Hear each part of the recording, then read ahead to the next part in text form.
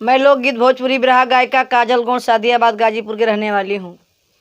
जैसे में आप लोग हमको देख रहे हैं, हमारे छोटे भाई प्रदीप कुशवाहा जी के चैनल के माध्यम से मैं आप लोग के सामने एक निर्गुण गाने जा रही हूँ। आशा नहीं पूर्ण विश्वास है कि आप लोग को ज़रूर पसंद आएगा। अपने विरह में अपने पति के विषय में कहना चाहती है। क्या कह रही है?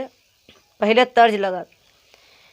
अरे पतरा ही राम जी का, अरे पतरा ही राम जी का, पातर कारी आए रामा, पतरा ही राम जी का, पतरा ही राम जी के, पातर कारी आए रामा, बचपन कतूरल दहिया, बचपन कतूरल दहिया, जूटला कमरिया ए रामा, बचपन कतूरल दहिया, जूटला कमरिया ए रामा, बचपन कतूरल दहिया।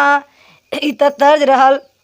लेकिन हमारे कवि जी ने बहुत सुंदर निर्गुण में भाव लिखते हैं। कैसे? कौनो बिरहन कहत बाप ने बिरह में, अरे बगिया में आग लागली, बगिया में आग लागली, जरत बाटी कलिया ए रामा, बगिया में आग लागली, बगिया में आग लागली, जरत बाटी कलिया ए रामा, कहाँ गईल बगिया के, कहाँ गईल बगिया के, निरमोही मलिया ए रामा, कहाँ गईल बगिया के, निरमोही मलिया ए रामा। ए बाबू, भगवान पति पत्नी का ऐसा रिश्ता बना दिले बड़न कि अगर पत्नी न रहे तो पति के कितना दुख होला। पति न रहे तो पत्नी के दुख होई, अब पत्नी न रही तो पति के कितना दुख बा। ए बाबू कैसे कहना अगली पाता पाता झुल से आलर कालिया, जरट बाटे पाता पाता झुल से आलर कालिया, जर जर के खाख भैली, कंचन कह बेलिया, कंचन कह बेलिया, अरे दुल्हन के साया रे साड़ी, दुल्हन के साया साड़ी, अरे खाली जात डोलिया ए रामा, पहुँचले बबुनिया कब के, पहुँचले बबुनिया कब के, पिया के महलिया ए रामा, पहुँचले बबुनिया कब के, पिया के महलिया ए रामा, पहुँचले बबुनिया कब के। ए बाबू, यहाँ हमन का असली, ये हमन का नैहर है, असली ससुराल हमन को वहाँ है। लोग बतावेलन कि ऊपर गईला के बाद पाई पाई के हिसाब देवे के पड़ेला, लेकिन हम कहिला इस सब गलत है। जे जैसन कर्तव्य करी ए धरतीये पे सबके मिल जाई। लेकिन ए बाबू, जब आदमी मर जालन, श्मशान घाट में लेके जानन लोग, चिता के सजा के इस शरीर के ऊपर रख के जरा देलन लोग। अगली लकड़ी में कहना है, रहिया कहरवा बोले बोलिया कु बोलिया, रहिया कहरवा बोले बोलिया कु बोलिया। जब चारों कहाँ डोली उठा के लेके चले रास्ते में तो कुछ न कुछ जरूर बोले ले। रहिया कहरवा बोले बोलिया कु बोलिया, पिया मोर बुझाई गईल, बुझनी पहेलिया, बुझनी पहेलिया, कहे के त सब अपनी, कहे के त सब अपनी, अरे सखिया सहेलिया ए रामा, अजकरा के आपन जननी, जकरा के आपन जननी, उहे निकलल छलिया ए रामा, जकरा के आपन जननी, उहे निकलल छलिया ए रामा, जकरा के आपन जननी। ए निर्गुण के जे लिख के दिले बा गुरु जी के परिचय बता दी। लाल जीबिंद नंदगंज गाजीपुर के रहने वाले हैं।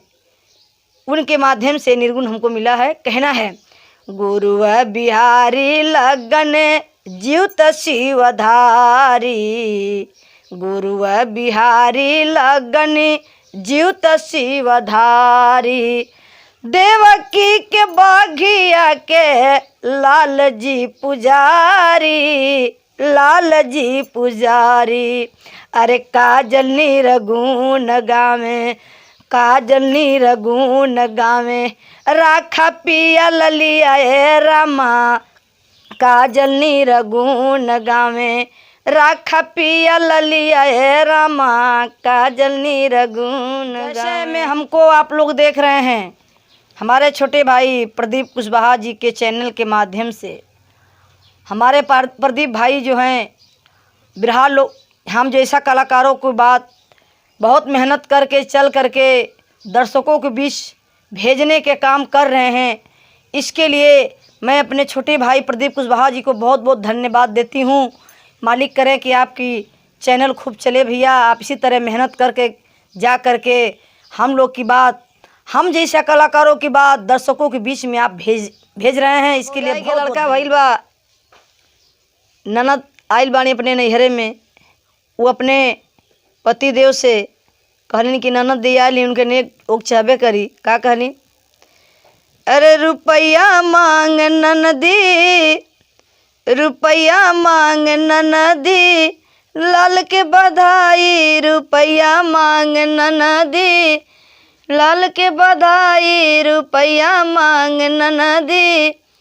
ओ भी रुपया मेरे ससुर की कमानी ले ला ननदो, अठन्नी ले ला ननदो, लाल के बधाई, अठन्नी ले ला ननदो, लाल के बधाई, रुपया मांग ननदी।